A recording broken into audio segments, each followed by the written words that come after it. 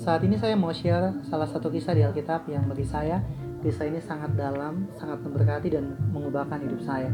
Kisah tentang Yesus dan Petrus. Ini kisah sebelum Yesus akhirnya di Taman Getsemani. Di Matius 26 ayat yang 31 sampai yang ke-34. Firman Tuhan berbunyi, "Maka berkatalah Yesus kepada mereka, malam ini kamu semua akan tergoncang imanmu karena aku. Sebab ada tertulis, aku akan membunuh gembala dan kawanan domba itu akan tercelerai. Akan tetapi sesudah aku bangkit, aku akan mendahului kamu ke Galilea." Petrus menjawabnya, "Biarpun mereka semua tergoncang imannya karena engkau, aku sekali-kali tidak." Yesus berkata kepadanya, "Aku berkata kepadamu, sesungguhnya malam ini sebelum ayam berkokok, engkau telah menyangkal aku 3 kali." Wow. Setelah percakapan ini, kemudian Yesus dan murid-muridnya pergi ke Taman Getsemani. Dan di Taman Getsemani inilah sebuah kisah yang bagi saya sangat dalam terjadi antara Yesus dan Petrus. Di ayat yang ke-36 firman Tuhan berbunyi, "Maka sampailah Yesus bersama murid-muridnya ke suatu tempat yang bernama Getsemani. Lalu ia berkata kepada murid-muridnya, 'Duduklah di sini sementara aku pergi ke sana untuk berdoa.' Dan ia membawa Petrus dan kedua anak Zebedeus sertanya. Maka mulailah ia merasa sedih dan gentar. Lalu katanya kepada mereka, 'Hatiku sangat sedih, seperti mau mati rasanya. Tinggallah di sini dan berjaga-jagalah dengan aku.'"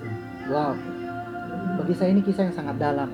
Bayangkan sebelum mereka sampai ke Taman Getsemani, Yesus sudah dulu bercakap-cakap dengan Petrus. Dan di situ Yesus tahu bahwa Petrus adalah salah satu murid yang akan menyangkal dia. Yesus tahu bahwa Petrus akan mengkhianati dia. Tapi apa yang dia buat di Taman Getsemani? Di Taman Getsemani waktu dia lagi dalam keadaan takut, waktu dia mau curhat, waktu dia mau meminta orang untuk berjaga-jaga untuk hidupnya, yang dia minta siapa? Yang dia curhat kepada siapa? Kepada Petrus, orang yang tadinya dia tahu bahwa akan menyangkal dia. Tapi kemudian dia panggil Petrus, dia bilang, "Petrus, hatiku sangat sedih, seperti mau mati rasanya. Tinggallah di sini, berjaga-jagalah dengan aku." Wow, ini suatu keadaan yang bagi saya sangat luar biasa yang Yesus buat. Yesus tidak meminta murid-muridnya yang hubungannya lagi aman dengan dia. Yesus tidak meminta murid-muridnya yang tidak berpotensi untuk mengecewakan dia, untuk berjaga-jaga dengan dia. Tapi Yesus meminta Petrus, orang yang Yesus tahu bahwa sebentar lagi akan menyangkal Yesus. Tapi Yesus minta Petrus, tinggal di sini, berjaga-jagalah dengan aku. Yesus meminta seseorang yang ke depan akan menyangkal dia, yang ke depan akan mengkhianati dia. Tapi Yesus panggil Petrus, berjaga-jagalah dengan aku. Bahkan Yesus utarakan isi hatinya. Yesus kasih tahu ketakutannya buat Petrus. Ini hal yang tidak mudah, ini hal yang tidak gampang. Tapi dari sini saya renungkan satu hal yang luar biasa, bahwa kalau kasih tidak akan pernah kehilangan rasa aman. Bukankah Petrus berpotensi untuk membuat Yesus dalam bahaya? Ya, tentu. Tapi kenapa kemudian Yesus meminta Petrus untuk berjaga-jaga dengan dia? Karena saya percaya bahwa di dalam kasih hanya ada rasa aman.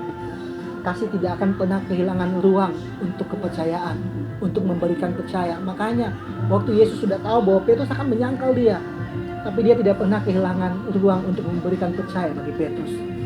Amin. Dan ini juga yang sangat memberkati saya, bahwa saya membangun hubungan dalam hidup saya, terutama dengan adik saya. Kami sangat belajar bagaimana kasih itu memberikan rasa aman. Sebesar apapun kesalahan saya, besar apapun kesalahan adik saya, waktu kami tahu bahwa kami dikasihi, waktu kami tahu bahwa kami dikasihi, itu memberikan rasa aman untuk kami datang. Tidak peduli berapa banyak kesalahan, tidak peduli sebesar apapun kesalahannya, pelanggarannya. Tapi kalau ada kasih, di situ ada rasa aman, di situ pasti ada keterbukaan. Bahkan kalau kita tahu bahwa kita dikasihi, kalau ada orang yang mengasihi kita, berarti dia juga pasti punya ruang untuk memberikan kita kepercayaan. Bahkan di saat-saat kita sedang memberikan dia kekecewaan, bahkan di saat-saat mungkin kita seperti Petrus, lagi menyangkal dia, lagi mengecewakan dia, lagi mengkhianati dia. Tapi kalau orang yang mengasihi kita, dia tetap punya kepercayaan buat hidup kita. Amin. Dan saya percaya sewaktu ada kasih, akan ada rasa aman, akan ada kepercayaan, dan di sana ada kehidupan. Hal itu juga yang terjadi dalam kehidupan saya. Saya melihat bagaimana waktu saya belajar mulai untuk mengasihi, di sana saya lihat Tuhan mulai lakukan pertumbuhan, Tuhan mulai lakukan perubahan, Tuhan mulai hal-hal yang sebelumnya belum pernah terjadi.